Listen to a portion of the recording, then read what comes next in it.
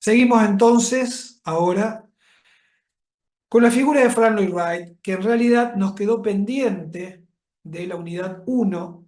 Nos faltó un poco de tiempo y para no atrasarnos seguimos adelante. Pero lo que habíamos visto en la unidad 1 es el origen de Frank Lloyd Wright allá hacia 1901, y planteo muy rápido esto, con la Casa Willis, donde empieza a plantear la vivienda de planta abierta sobre el territorio de planta cruciforme, donde empieza a adoptar también influencias propias de la arquitectura japonesa, grandes techados, grandes tejados, una arquitectura que no busca la altura, sino achatarse, que sea horizontal, que busque casi ser parte de la línea de horizonte. Y además una arquitectura, ya en esa unidad 1, en donde más allá de la aproximación a cierta organicidad en su arquitectura, con referencia a la estructura arbórea que puede haber en sus obras, también tiene una fuerte aproximación a la tecnología. Y acá es importante decir esto, hay una especie de falsa mistificación de la obra de Wright, pensando que es la antítesis de otros arquitectos y que es orgánico por la cuestión de la naturaleza. En realidad no es así. Wright es un arquitecto que de sus principios va a ser un ferviente defensor de la máquina y de la tecnología. Y eso va a estar muy visible en sus obras. Cierto es, por otra parte, que también su arquitectura va a estar teñida de principios propiamente norteamericanos, ya hacia 1901, pero también lo que vemos en esta etapa, que es ya 1920 a 1940, que está básicamente.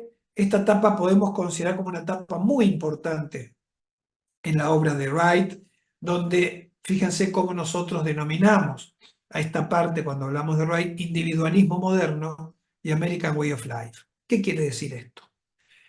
Frank Lloyd Wright no solamente es un arquitecto profundamente personal que casi no ha dejado seguidores, o sea, fanáticos de su arquitectura muchos, pero seguidores que comprendan y lleven a la práctica la arquitectura de Wright, ni siquiera allá hacia las décadas del 20, 30, 40 o 50. Un arquitecto muy personal en ese sentido y también muy influenciado, muy imbuido por su propia historia personal. Él es segunda generación de pioneros galeses que van a Estados Unidos, son aquellos que avanzan hacia el oeste, ¿sí? Con sus carretas, con sus caballos, avanzando y conquistando el oeste, como habitualmente se dijo. Su abuelo fue un pionero en ese sentido y por lo tanto él vivió eso y sí tiene una fuerte relación, un fuerte contacto con el mundo de las grandes llanuras norteamericanas, ¿sí? Del medio oeste norteamericano. O sea, un contacto cercano a la naturaleza. Y de ahí viene cierto espíritu rebelde también ahí. Cuando digo rebelde, en el mejor de los sentidos, que se desprende sobre todo de la influencia que un filósofo norteamericano, Henry David Thoreau, tuvo sobre él, que es un filósofo muy importante en Estados Unidos, sobre todo porque fue el que ensalzó la vida en la naturaleza, ¿sí? La presencia, la potente presencia de la naturaleza en un país tan vasto como Estados Unidos, es lo que va a tener también una fuerte influencia en la arquitectura de Wright. Y por otro lado, el American Way of Life. Posiblemente sepan qué significa American Way of Life. Básicamente significa el modo de vida norteamericano. Que no lo inventa Wright, pero sí él lo va a potenciar, sí él va a ser un referente, sí él va a seguir ese mainstream, o sea, esa corriente de el modo de vida que ocurre prácticamente en la totalidad de las ciudades norteamericanas, en donde el sueño americano es, por un lado, ser siempre el self-made man, o sea, el hombre que se hace a sí mismo, por un lado, pero por otro lado también, aplicado ya a la arquitectura y a la ciudad, esa vida en los suburbios, ¿sí? En donde en Estados Unidos el concepto de suburbio no es como el nuestro. Nosotros entendemos suburbio como la zona más desfavorable de una ciudad. En Estados Unidos el suburbio es esa zona donde hay infraestructuras y servicios, pero en donde las viviendas tienen contacto con la naturaleza. Y en ese sentido, repito, Wright va a ser un gran representante de esa corriente. Pero Wright no solamente va a proyectar viviendas, va a ser un arquitecto que va a hacer muchísimas obras. Se van a construir en todo Estados Unidos y también, sobre todo en Japón y fuera de Estados Unidos, muy poco, pero hay también cerca de 300 obras construidas, pero con más que, creo, más de 2000 proyectos. O sea, muchos proyectos no se construyeron, pero fue un arquitecto muy prolífico hasta su muerte en 1959. Y en ese sentido, la obra que ustedes están viendo aquí a la derecha, que es la fábrica Johnson Wax, acá lo que vemos es la sala de oficinas, en donde también se va a referir a estos programas arquitectónicos Wright de manera maestra, como vamos a ver hoy. Situémonos por un momento en la década del 30 en Estados Unidos. ¿Por qué? Recuerden que en el año 1929 se produce el crash, la caída de la bolsa de valores de Wall Street, que fue el derrumbe de la bolsa de valores, que tuvo repercusión mundial, pero en Estados Unidos fue algo verdaderamente tremendo porque llevó a la ruina y a la pobreza a muchísima gente y literalmente hundió al país desde el año 29 y toda la década del 30, básicamente, en una situación económica muy, pero muy difícil, muy difícil.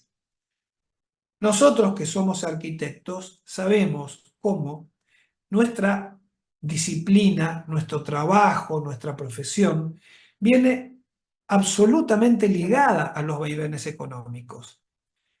Los arquitectos sabemos que cuando hay bonanza económica hay mayor cantidad de trabajo, cuando hay un proceso de deterioro de la economía y bueno, ya el trabajo es más difícil.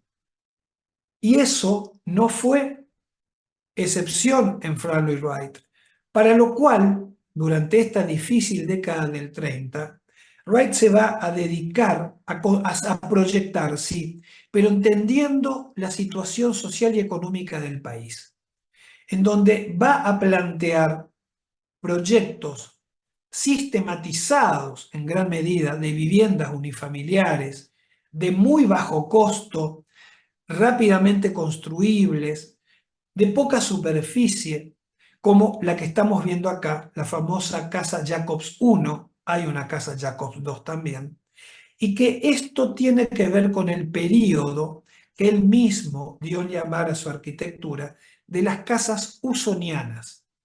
Voy a escribir en el chat, ¿sí? Para que ustedes vean cómo se escribe. Las casas usonianas. ¿El término de dónde viene? De USA, Estados Unidos. O sea, algo así como las casas netamente norteamericanas.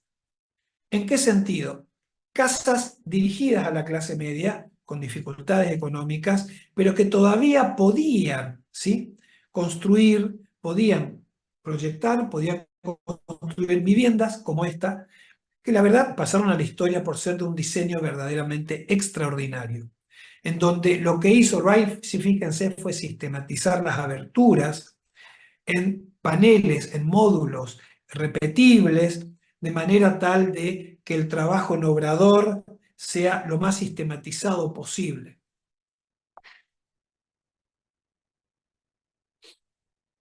Miren la planta totalmente modulada, ¿sí? Modulada de manera muy, muy precisa. Casi podríamos decir que es una aproximación a lo que nosotros entendemos aquí como vivienda social. Fíjense que consta la planta de un área pública, un living, una pequeña área para cocina y comedor, dos dormitorios, un baño y lo que llama study, que es, bueno, una especie de tercer, al fondo, ¿no? tercera habitación, que puede ser un dormitorio, una oficina, una biblioteca, etcétera, en donde lo que hace es orientar precisamente el patio abierto hacia el sur, mientras que el lado norte, si volvemos a la imagen anterior, el lado norte es el de abajo, está prácticamente ciego, hacia la peor orientación, que es la orientación fría, mientras que la foto de arriba, el patio, está totalmente más soleada, más abierta, apunta precisamente hacia el sur. Y en la foto de abajo a la izquierda vemos cómo están presentes algunos de los principios de la arquitectura doméstica de Wright, como ser esa idea de espacios que tienden a achatarse, ¿sí? Uno parece que en estos espacios debería casi caminar un poco agachado, si bien no es así, pero Wright siempre defendió esa idea de una arquitectura que recuerde a un refugio, a una cueva, o sea, que dé esa idea, esa sensación física de seguridad y protección. Y miren el sistema constructivo, madera y ladrillo. O sea, no hay aquí ningún tipo de lujo ni sofisticación estructural de ningún tipo. Paralelamente, promediando la década del 30, Wright va a tener una especie de epifanía, podríamos decir, iluminación en su vida, en donde hasta entonces, como la casa que vimos recién, prácticamente la totalidad estaban proyectadas en el medio oeste norteamericano, arriba, en el estado de Wisconsin, un estado frío, mucha nieve, inviernos largos. Y en el año 1937 decide, como ustedes pueden ver en la foto de arriba, trasladarse al desierto de Arizona. O sea, del frío norte norteamericano al desierto cálido del sur de los Estados Unidos, cerca de la frontera con México, en el estado de Arizona. Sería largo de extenderme, que acá no hay tiempo, simplemente lo voy a nombrar. Algo pasó en este periodo en donde otros arquitectos, y por distintas razones, y sin que haya conexiones entre ellos, también se embarcaron en aquello que Pancho Liernur denomina la búsqueda del sol. ¿Sí? Frank Lloyd Wright, del frío Wisconsin al cálido desierto de Arizona. Vladimiro Acosta, viniendo de Ucrania, posteriormente San Petersburgo, zonas frías, Berlín, llega finalmente a la Argentina, país más cálido. Un arquitecto diseñador alemán como Goeritz va y Hans Mayer, también alemán ambos, que era profesor de la Bauhaus, de Berlín a México, calor de México, y otros arquitectos menos conocidos como Erwin Bronner, también alemán, que se va a vivir a la isla de Mallorca, en el Mediterráneo. O sea, en muy pocos años coincide esto que Pancho Liernur llama la búsqueda del sol. ¿Y qué va a hacer Wright con su familia en el desierto de Arizona? Instala ahí su estudio y su centro de enseñanza. Ustedes saben que Wright no era arquitecto, no tenía título de arquitecto, no pudo estudiar arquitectura porque era muy caro, pero sí estudió 4 años de ingeniería. Eso es algo que habitualmente no se dice, pero él sí llegó a estudiar ingeniería sin recibirse, por lo que tenía un fuerte conocimiento muy sólido, muy sofisticado de la realidad estructural de la arquitectura. Pero más allá de eso, él siempre, desde su infancia, lo cuenta, soñó con ser arquitecto. Su madre, siendo muy pequeño, también lo empujó hacia eso, ¿no? Entonces, ¿por qué digo esto? Porque en este proyecto que hace, que es instalarse en el desierto de Arizona, funda lo que él llama Taliesin West. ¿Para qué? Para vivir con su familia, proyectar arquitectura, y acá convivía con sus discípulos, a quienes enseñaba arquitectura, pero también como parte del proceso de enseñanza, de aprendizaje y de convivencia, trabajaban la tierra, pagaban, por supuesto, una cuota para estar junto al maestro, y esto también le permitió a Wright no solamente hacer arquitectura, sino también enseñar y solventarse en un momento económicamente complicado. Esta obra está declarada patrimonio, es una obra maestra que lo que hizo fue hacer una arquitectura casi con los materiales que sacaba de la tierra en el mismo lugar. Básicamente usa madera, piedra, como ustedes pueden ver, y las cubiertas que ustedes pueden ver que son blancas, ¿saben de qué son? De lona. ¿Por qué? Porque aquí no llueve nunca. Jamás llueve en este desierto, por lo que no tenía ningún tipo de sentido plantear otro tipo de cubierta que no sea simplemente de lona. Para esta obra, Wright va a investigar la trama, como vemos en la planta. Básicamente juega con cuadrados y triángulos, ¿sí? Ángulos de 45 grados. Tiene distintas etapas Wright en cuanto a las modulaciones de sus obras. Fíjense que recién vimos la casa Jacobs, que eran rectángulos, aquí son cuadrados y triángulos. Y podemos ver detalles arriba a la izquierda. Lo que hizo fue recoger con su equipo y otros colaboradores, por supuesto, piedras dispersas en el desierto, meter en grandes cajones y eso con hormigón, por eso queda todo a la vista. Vemos esos pórticos de madera, ¿sí? Que son los que soportan esas cubiertas de lona. Y abajo, bueno, pueden ver a la derecha los espacios intermedios que se generan, en donde entonces lo que hace aquí Wright es geometrizar la naturaleza propia del desierto e incluso respeta, fíjese el detalle en la foto de arriba a la derecha, debajo de ese cactus hay una piedra con petroglifos, o sea, con sistemas, signos tallados por los antiguos, las antiguas tribus que habitaban en este lugar, lo cual esa piedra ya estaba, no la toca y la incorpora incluso a la arquitectura. La obra se puede visitar. Lo que vemos abajo a la derecha, ese gran salón, en realidad era, fíjense los muebles, ¿no? Entre paréntesis, todos diseñados también por Wright. Era el gran salón donde estaban sus discípulos, donde hacían los proyectos, el taller, podríamos decir. Lugares también como lugares de estar, escritorio, el propio escritorio de Wright, ven ustedes abajo a la izquierda.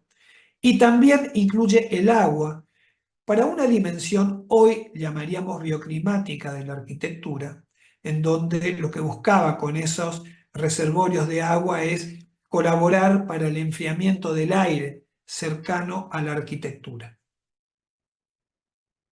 Pero sin duda, la obra más famosa de este periodo, y también de Wright en toda su carrera, es la Casa Kaufmann, proyectada para el padre de uno de sus discípulos, justamente, que estaba con él en el Taliesin West, y la Casa Kaufmann, más conocida como la Casa de la Cascada. Está considerada una de las grandes obras maestras de la arquitectura del siglo XX, tanto por su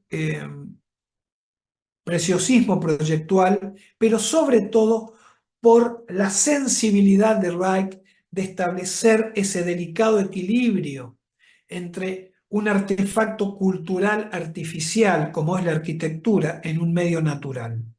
Y su sensibilidad lo llevó a que, si bien el terreno, el predio en donde Wright podía proyectar esta obra era muy, muy amplio, Wright lo que decide es situarla encima de un pequeño río natural, que tiene esa pequeña cascada. O sea, incorpora esa dimensión de la naturaleza que es móvil, el agua que se transforma y que se congela también en invierno, en parte de la arquitectura. Aquí tenemos un gesto maestro de comprensión del rol de la arquitectura, repito, como artefacto cultural artificial en un medio natural. Y también acá va a ser muy clara en Wright esa idea arborescente, ¿sí? De esa estructura arbórea propia de él en estas viviendas, Acá se aprecia claramente. ¿Y a qué nos referimos con estructura arbórea? Fíjense que no quiere mimetizarse con la naturaleza. Esto yo siempre lo remarco. Es un error, habitualmente lo escuchamos, que se dice, Wright quiere mimetizarse. No, Wright no quiere mimetizarse. Es clara la presencia. Fíjense que es una arquitectura de ángulos rectos, de ángulos a 90 grados. Eso representa, ¿sí?, la suma de la racionalidad. Eso inserto en un medio natural y que establece sí un diálogo equilibrado, un diálogo sensible. ¿Y por qué lo arborescente? Fíjense, sobre todo en la foto de la izquierda, la verticalidad de la chimenea hecha en piedra, marcando un eje vertical muy fuerte, y cómo los diversos espacios de la vivienda son horizontales y con una terminación en otro color, un color crema, marcando claramente el tronco principal y las ramas, que serían precisamente esas alas que vuelan, son voladizos que salen desde ese tronco principal. Ahí observamos sí, que hay una metaforización de los árboles circundantes en la estructura arquitectónica, pero de ninguna manera podemos decir que hay una mímesis, porque no existe mímesis. La casa se entra por la parte de atrás, uno ingresa, ¿sí?, a esa enorme planta donde dice uno, que es el gran estar comedor, que es una planta abierta, ¿sí?, una planta libre, sin apoyos intermedios, y a partir de ahí, como vemos en el corte, subimos a la planta privada y finalmente arriba el estudio o biblioteca, lo que dice 5. Si vemos a la izquierda, arriba, esa idea, repito, de lo arborescente, ¿no? Todo lo que es estructura, lo que es vertical, en piedra. Los grandes voladizos, que parece entonces arquitectura estar flotando sobre el bosque, en esos enormes y magníficos voladizos en hormigón. Algunos detalles. Acá la idea principal yo creo que son dos.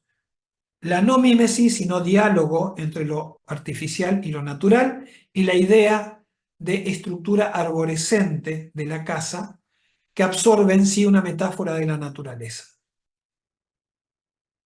Y es lo que decía, la gran planta, libre, abierta, sin apoyos intermedios. Hace unos cuantos años, muchos años, nos visitó en la facultad, a expensas del arquitecto Ramón Gutiérrez, un arquitecto norteamericano que restauró esta casa. Y bueno, en una larga charla que tuve con él, me decía que es una obra que debe estar en permanente estado de restauración, tiene muchos problemas constructivos, muchísimos problemas de humedad, muchísimos problemas que surgen de esa relación justamente entre arquitectura y el agua, y otros, digamos, problemas menores subyacentes. Y me acordaba cuando vemos estas fotos, fíjense el piso es de lajas, de piedra laja. Es como también introducir dentro de la arquitectura la naturaleza, la piedra circundante. El caso es que al ser el piso de lajas, me decía este colega norteamericano, que todas las mesas se mueven, todas las sillas se mueven, todo es bastante inestable, ¿no? No es un piso parejo para los muebles. Y por último, para ver a Wright, saltamos de lo que es la vivienda estrictamente como un tema casi principal en Wright a la arquitectura institucional con un gran edificio muy importante de mediados de la década del 30, que es de una industria justamente en el estado nativo, ¿sí?, de Wright, que es Wisconsin, nada menos que la fábrica Johnson. O sea, ustedes escucharon más una vez Johnson y Johnson, o sea que va desde pañales hasta industria farmacéutica. Bueno, aquí es en donde están las oficinas principales, en el sector más bajo, fíjense cómo es muy horizontal la obra, y solamente hay un volumen ese pequeño rascacielitos, ¿sí? En vidrio, fíjense ustedes, que ahí está la torre en donde se hacen las investigaciones de la empresa. Otra característica importante en la obra de Wright, y vamos a ver eso mucho mejor en la unidad 5, Wright tenía una actitud muy contraria a la ciudad. Al contrario que los arquitectos norteamericanos, perdón, europeos que vimos, en donde la ciudad era un hecho verdaderamente importante, en donde la arquitectura establece una relación con la ciudad, Wright, al ser más un hombre del siglo XIX, en pleno siglo XX, tiene una actitud agresiva hacia la ciudad. Entonces, fíjense en estas 4 imágenes cómo prácticamente no hay ni una ventana abierta hacia afuera.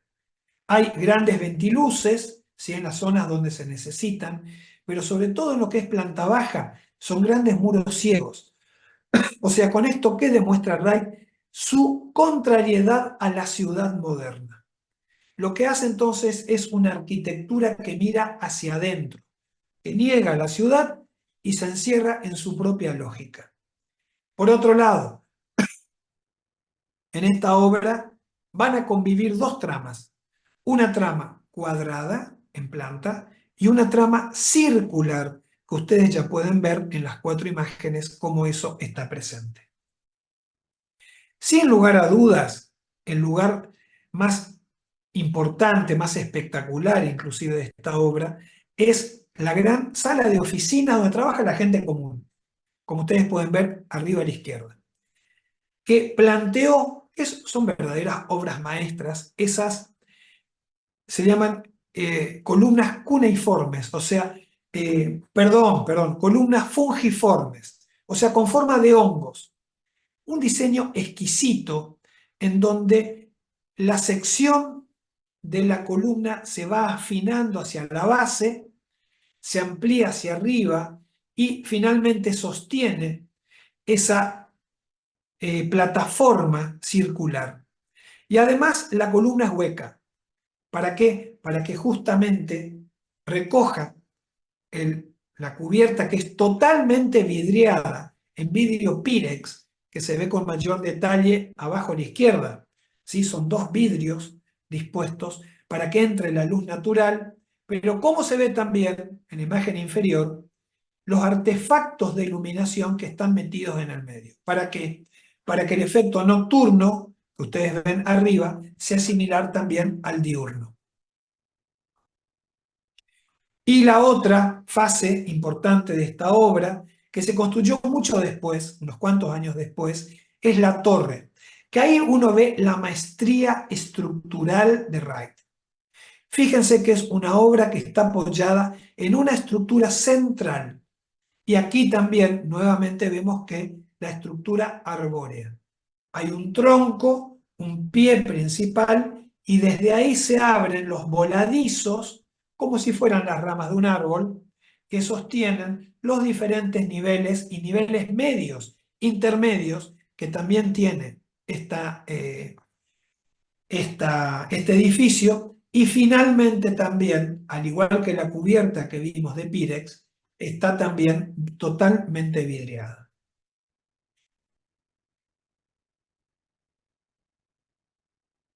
Lo último que queda por ver, son pocos minutos, es qué pasa con la arquitectura y la ciudad moderna. Nuevamente, este es un tema que daría para toda una clase. Bueno, los tiempos no lo permiten, pero sí vamos a ver algunos aspectos del urbanismo moderno, que llamamos a esto revolución técnica y urbanismo moderno. ¿Por qué urbanismo moderno? ¿Existía urbanismo antes? Había intervenciones en la ciudad. Lo que no había antes de la década del 20 era que una visión científica de la ciudad, en donde aparece el urbanismo como una ciencia cuantitativa y cualitativa, en donde la ciudad no quedaba solamente al capricho de un papa, de un rey o de un barón Haussmann en París, más allá de sus grandes aciertos. La ciudad empieza a verse como la ampliación del hábitat humano de la vivienda. Si la arquitectura moderna se planteó seriamente buscar respuestas para que, reduciendo superficies, la vivienda moderna responda a los preceptos de estas primeras décadas del siglo XX, que eran el sol, el aire, el verde y la higiene, que hoy por hoy parece algo obvio, pero entonces era una demanda muy presente que tenía que ver con las muy malas condiciones de vida que había por lo general en las ciudades europeas. En ese sentido, vamos a ver algunas muy pocas y rápidas experiencias, como Le Corbusier, a quien ven a la izquierda, y el alemán Ludwig Hilbersheimer, que ven a la derecha. Ubiquémonos por un momento qué pasaba en las ciudades. Lo que vemos aquí es algo que era muy común en la inmensa mayoría de las grandes ciudades europeas, en este caso Berlín, una ciudad que ya para la década del 20 era una muy importante ciudad industrial y que por lo tanto traía aparejados los problemas ya de la revolución industrial, que era la falta de vivienda para una población creciente. ¿Qué vemos aquí? Fíjense la foto de la derecha. Esto es una familia, papá, mamá, dos hijos, todos haciendo las mismas tareas en el mismo lugar, en el mismo espacio, cocinando, comiendo, trabajando. O la izquierda, esas dos mujeres viviendo como pueden solamente en una habitación, casi siempre, mejor dicho, muchas veces sin ventilación, sin ventanas, en donde se juntaban olores, todo el mundo cocinaba, o sea, realmente era una situación muy desfavorable. Esto llevó, perdón, a cuando se declara la República de Weimar con el triunfo de partidos de izquierda, luego del fin de la Primera Guerra Mundial, va a tomar el poder, digamos, van a gobernar esta República de Weimar, como decía, una coalición de partidos de izquierda, y que a partir de esa ideología, por supuesto, se permiten establecer una crítica muy fuerte al laissez-faire, o sea, al dejar hacer del capitalismo más salvaje, y se proponen establecer reglas de juego normativas acerca de cómo debe ser la vivienda para la clase obrera y en general para toda la población.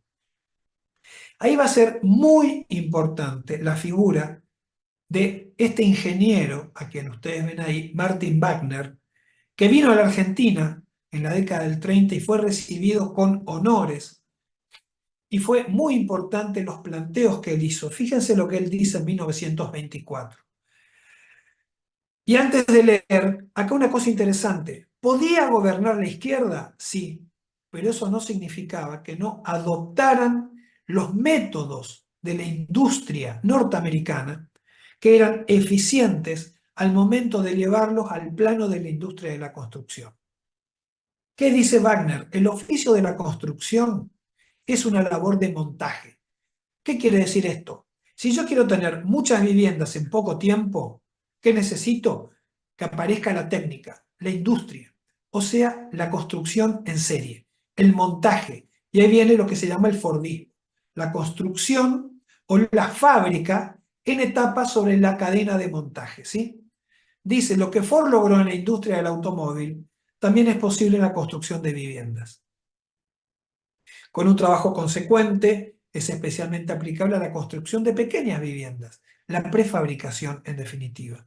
En América se ha concebido el problema de los gastos de construcción de manera totalmente diferente. Allí se ha observado claramente el carácter de montaje que tiene la producción propia del oficio de construir. O sea, seremos de izquierda, pero el mejor ejemplo lo estamos encontrando en la industria norteamericana y por lo tanto lo llevan a Alemania, lo aplican, pero en este caso para la construcción de viviendas. La primera experiencia interesante de la arquitectura moderna llevado a la escala de la ciudad se da en 1927, esto lo hemos visto cuando hablamos en la clase anterior sobre Mies van der Rohe, cuando el ayuntamiento de Stuttgart lleva adelante una experiencia, es un experimento, hacer un barrio de viviendas en donde todos los arquitectos involucrados sean aquellos arquitectos que están haciendo por entonces la nueva arquitectura, la arquitectura moderna. Eso fue el barrio de la Weissenhof, o, como ustedes van a encontrar en muchos libros, la Weissenhof-Siedlung en alemán. ¿Qué significa eso, no? El barrio de viviendas de Weissenhof. A la derecha vemos un afiche con el cual se promocionó este barrio, en donde, fíjense, era la foto de un interior burgués del siglo XIX, ¿se acuerdan que en la clase anterior hablamos de eso? Y tiene una intervención casi dadaísta, con esa tachada en rojo, diciendo básicamente así no se vive, ¿sí? Es la crítica entonces que les lleva a justamente plantear este barrio de vivienda, en donde va a estar dirigido este proyecto por Mies van der Rohe, y van a participar, bueno, no voy a nombrar a todos, simplemente decir que eran algunos de los arquitectos más vanguardistas por entonces, entre ellos Le Corbusier, Gropius, Bruno Taut, Scharun, Pölzig, entre otros, ¿no? Y dos ejemplos que ya vimos cuando hablamos de Le Corbusier y Mies, precisamente es pensar la vivienda moderna en la ciudad moderna. Y cuando hablo de ciudad moderna, no es un barrio de viviendas abigarradas, sino que entre viviendas, ¿qué se empieza a ver? Verde, mucho verde. O sea, los preceptos, los mandamientos modernos, las demandas en las ciudades grandes de Europa: aire, sol, verde. Voy un momento al chat. Lucas dice cómo que toma figuras de su experiencia, elementos de la cultura vernácula en Norteamérica. Ah, esto hablando de Wright, ¿no? Sí, la chimenea, bueno, vuelvo un poco para atrás, la chimenea cumple un rol clave en Wright, porque es una cuestión simbólica. La chimenea como calor, protección, hogar, es aquello que, si uno tiene que lo que pasaba en el avance hacia el oeste. Los pioneros construían sus viviendas en madera, pero obviamente las chimeneas, los hogares, no pueden ser de madera, son de piedra. Muchas veces ocurrían incendios, la casa se incendiaba, pero lo que quedaba en pie era el hogar, la chimenea, como una cuestión desde la cual volver a reconstruir la vivienda y la vida en la vivienda, ¿sí? Y por otro lado, los problemas, Lucas, que tiene la Casa Kaufmann, no son solamente por el tiempo, que tiene casi 90 años, ¿sí? Esta obra, sino siempre tuvo problemas, sobre todo muchos problemas de humedad. Y aquí hay que decir algo.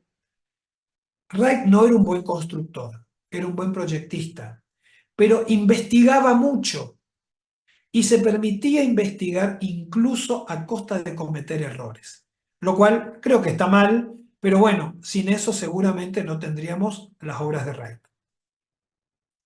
Volviendo a estas imágenes, lo que decía, la vivienda moderna en la ciudad moderna, o sea, la aparición entre viviendas del verde, del sol y del aire. Y experiencias mucho más importantes e interesantes tuvieron lugar sobre todo en estos años en Alemania, en ciudades como básicamente tres: Berlín, Stuttgart y Frankfurt, en donde los ayuntamientos de estas ciudades convocaron a algunos de los más vanguardistas, arquitectos que estamos viendo acá, como en este caso Bruno Taut, el propio Martin Wagner, que recién vimos, que van a proyectar un barrio muy, muy, muy famoso, se convirtió en Berlín, que se llama el barrio de la Herradura. Tiene ese nombre justamente porque ustedes pueden ver que en su parte central, a la derecha, hay una especie de gran patio urbano en forma de herradura. Pero aquí lo interesante, lo importante también, es que ustedes vean que la ciudad moderna, y algo de eso lo adelantamos cuando vimos Gropius la clase pasada, con el barrio de Törten, es que no sigue la trama de la ciudad histórica, sino que lo toma como un predio con una tabula rasa para establecer nuevas normativas y nuevas formalizaciones en la relación entre vivienda y ciudad, propiciando que las mejores orientaciones, la repetición en serie de viviendas que facilita la construcción en gran escala, La separación también entre viviendas y grupos de viviendas para que el verde y el aire esté presente. O sea, en definitiva, donde la dimensión de la higiene urbana aparece con mucha potencia. Otro caso es en Berlín, el famoso Siemensstadt, o el barrio de la empresa Siemens. Ustedes conocen una empresa de electricidad y de artículos eléctricos, en donde aquí van a trabajar tres arquitectos, Sharon, Walter Gropius y Hugo Haring. Cada uno de ellos se va a repartir, por así decirlo, distintos bloques, lo cual le da a este conjunto una muy interesante variedad. Vemos a la izquierda, abajo, el conjunto de Gropius, con ese funcionalismo, ¿sí? Y esa racionalidad tan marcada, tan Bauhaus. Y a la derecha, sin embargo, el volumen, el bloque de Hans Scharoun, que fue, incluso un poco más adelante, un arquitecto que rescata la arquitectura expresionista, que de alguna manera aquí también se está manifestando.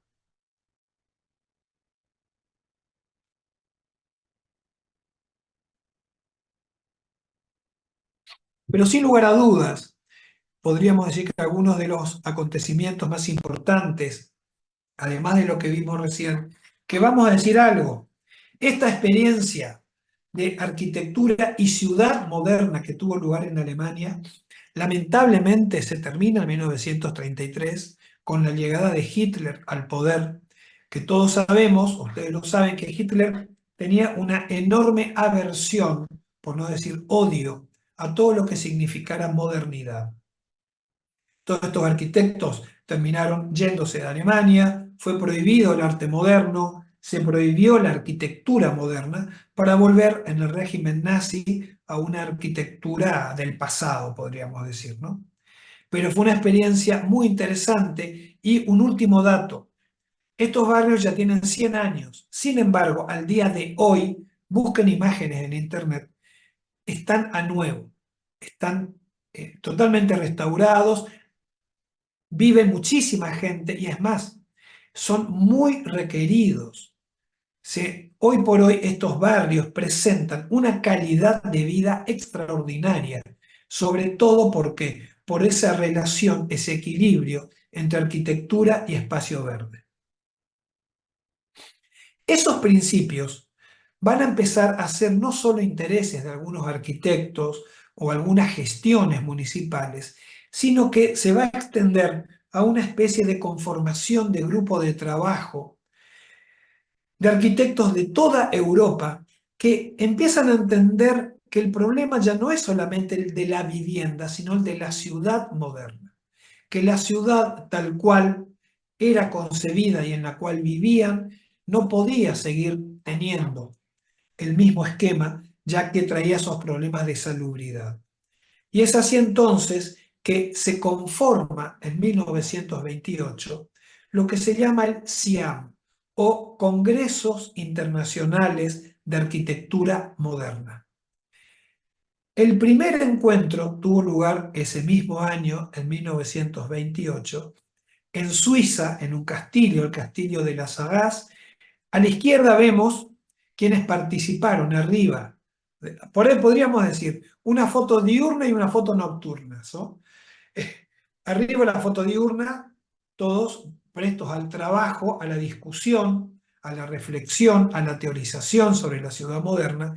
Y abajo, el momento de distensión, las fiestas, en este caso a la noche, fiestas de disfraces, donde a la izquierda lo vemos a Le Corbusier disfrazado de soldado, ¿sí?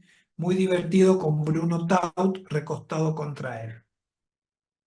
Lo cierto es que este grupo del CIAM, que va a ser un grupo ampliado y que después se transforma incluso en intercontinental, o sea, van a haber participantes incluso de Latinoamérica en otro momento, se van a plantear una serie de ítems, de problemas que van a estar sistematizados en lo que se dio a llamar la Carta de Atenas, o sea, un documento que suscriben todos ellos en el año 1932, ya en Atenas, y que su principal portavoz va a ser Le Corbusier.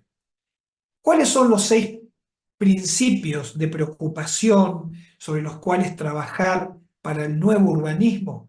La técnica moderna y sus consecuencias, la estandarización, la economía, la ciencia urbana que están haciendo, la educación de la juventud y por último la realización, que ellos entendían que solamente todo esto se podría hacer cuando se establezca una fuerte relación entre arquitectura y Estado. En esta Carta de Atenas de 1933, el núcleo en discusión es lo que dice ahí, que los problemas a los que se enfrentan las ciudades para estos arquitectos modernos se podían resolver mediante ¿qué? La segregación funcional, o sea, separar la ciudad en sus distintas funciones, su distribución en el plano del territorio y la distribución de la población en bloques altos. O sea, en vez que haya mucha gente en baja densidad, juntar, ampliar densidad en escala, en altura, entonces se libera la planta de las ciudades para que aparezca el verde. Hoy por hoy, vamos al tiempo, a los tiempos actuales, estas teorías tuvieron algunos buenos resultados y otros que fueron verdaderamente muy malos. Ocurre que esto hay que verlo en su momento. Repito, hacia 1930, estas preocupaciones, como vemos en ese dibujo de Le Corbusier, Le Soleil, l'Espace et la Verdure, el sol, el aire y el verde, eran reclamos esenciales, porque era algo que faltaba en las grandes ciudades, en las grandes metrópolis. Pero por otro lado hay que decir entonces que la ciudad moderna que propugnaban y que proponían no era casi posible en las ciudades existentes. Se transforma casi en un punto, por entonces, en una especie de urbanismo utópico también. Si bien con el correr de los tiempos, y eso lo vamos a ver en la unidad 5, van a haber casos que se realizan bajo los principios de la Carta de Atenas que también dieron resultados positivos. Obviamente no dentro de las ciudades existentes, sino adyacentes a ellos. En ese sentido, Le Corbusier va a desarrollar lo que él llama el esquema comparativo de los sistemas urbanos. Fíjense que en la imagen de la derecha vemos abajo 3 ciudades, ¿sí? París, Nueva York, de izquierda a derecha, París, Nueva York y Buenos Aires. Él incluye Buenos Aires, en donde estuvo hace poco tiempo, ¿y qué quiere mostrar con esos dibujos de la parte inferior? Lo negro es la parte construida, lo blanco es la parte libre. Demuestra entonces que el equilibrio hay más lleno que vacío. Entonces lo que propone Le Corbusier con los dibujos que hace arriba es ir en altura, mayor densidad y por lo tanto liberar mayor cantidad de espacio verde. Por eso se ven líneas negras y mucho plano blanco. Esa es la idea teórica de Le Corbusier, que se plantea también de manera teórica a partir de 1923 en lo que él lo denominó como la Ville radieuse, o sea, la villa radiante, la ciudad radiante. Ese nombre así como épico que le pone Le Corbusier tiene que ver con qué. La ciudad radiante, o sea, la ciudad del sol, la ciudad de la luz, la ciudad del aire, la ciudad de la felicidad en algún punto, que tiene que ver con las imágenes que vemos en esos dibujos de la derecha. Una ciudad infinita que pretendía, digamos, más que utópicamente es una idea nada más, estar extendida casi indefinidamente sobre un plano verde, donde vemos los monoblocks espaciados, las áreas verdes, las vías de circulación separadas. Él va a, Le Corbusier también a teorizar sobre las 7 vías de circulación que van desde el sendero peatonal hasta las autopistas interciudades, y en donde para él estas tramas de circulación no debían tocarse. Entonces, tenía una visión justamente de una ciudad sectorizada. Y algo de eso hay en la planta teórica que vemos a la izquierda. Fíjense que está muy marcada también por un principio de composición académica, ¿no? Un doble eje de simetría, que en el medio vemos esas cruces que son los grandes rascacielos, como ven ustedes a la derecha en la imagen del medio, en donde están situados las grandes empresas, las grandes oficinas, los grandes centros financieros, los grandes centros, digamos, de producción terciaria. Y a partir de ahí, la densidad de la ciudad va bajando y se establecen áreas adyacentes a esos rascacielos cruciformes, que son las áreas de servicio, y más allá extendidas sobre el plano, lo que él denomina las supermanzanas, ¿sí? Grandes manzanas con pocas vías de circulación en el medio y donde se establecen los monoblocks para la vida de la gente.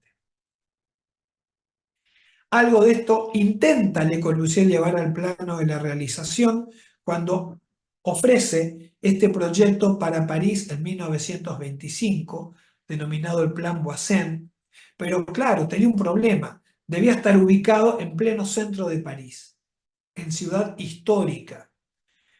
Cuando le preguntan a Le Corbusier cómo hacerlo, él responde y escribe lo que ustedes ven abajo. El centro de nuestras viejas ciudades, con sus catedrales y templos, debe ser destruido y reemplazado por rascacielos. Obviamente es una idea absolutamente radical, extrema, que tiene que ver un poco también con las luchas teóricas que tienen lugar en este momento. ¿Por qué digo eso y no como algo de una realización factible? Porque en la Carta de Atenas también nombran en un apartado la necesidad de preservar la memoria histórica de las ciudades. Fíjense acá entonces lo que propone Le Corbusier va en un sentido contrario. Y por último, otra experiencia más radical todavía es la del arquitecto alemán Ludwig Hilberseimer, que va a escribir este libro hacia 1927, Großstadtarchitektur, o La arquitectura de la gran ciudad, que es considerado un libro esencial para el urbanismo moderno, que es más radical todavía que lo que se propone en la Carta de Atenas, ya que lo que propone es una ciudad que se diseñe desde cero, que sea totalmente ajena a referencias simbólicas y culturales de ningún tipo. O sea, podrían ser o entendidas como ciudades genéricas. Es un poco lo que está, ojo, pasando hoy con las ciudades globales también de otra manera. Y lo que pretendía con esto Hilberseimer es dar una respuesta objetiva, como dice ahí, a las condiciones socioeconómicas de esa época y nuevamente incorporando los sistemas constructivos e industrializados. Y por supuesto, al llevar adelante una propuesta tan radical, tan extrema, está implícita que una crítica a la ciudad tradicional. Ciudad vertical se llama porque apunta a la alta densidad, como ustedes pueden ver en esos dos dibujos, ¿no? ¿Qué hay que decir? Ahora pienso, ¿no? Uno ve esas imágenes y algo de esto se llegó a concretar, pero ¿saben dónde? En la Unión Soviética. Por ejemplo, en Moscú hay partes de esa ciudad que bajo el régimen estalinista llevaron esto adelante como una especie de colectivización. Esto digo como casi una nota al pie. Bueno, y en lo que ustedes pueden leer ahí, vamos a resumir, hace un llamado a asumir los errores del pasado y empezar a plantear una ciudad, lo que llama, más sana y cómoda. Y por último, fíjense a quién volvemos. A Wright, por un momento. Porque Wright también, y esto es interesante, con esto cerramos.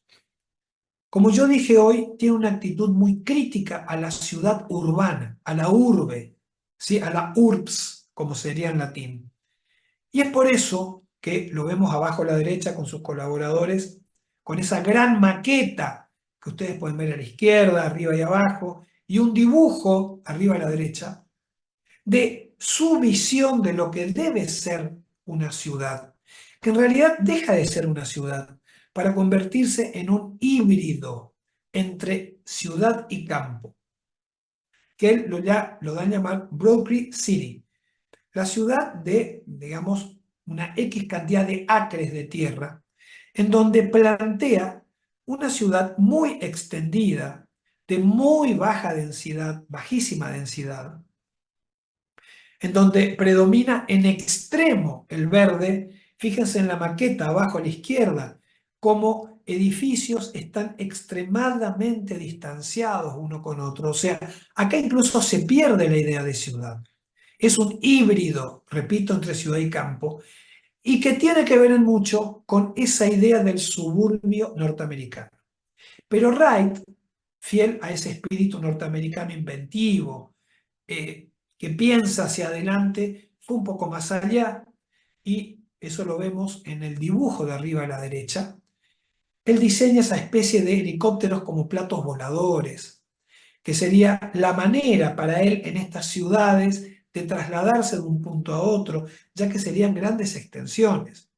Pero también, fíjense en ese dibujo a la izquierda, aparece un edificio arriba muy puntiagudo, un edificio que él proyectaba, que él pensaba que debía construirse de casi 1 kilómetro de altura, que iba a encerrar ahí una densidad enorme de actividades y que iba a estar alimentado tanto la movilidad en vertical como su energía por la energía atómica. Obviamente esto está dentro del plano de las utopías, pero en definitiva casi tan utópico como esto que vimos acá.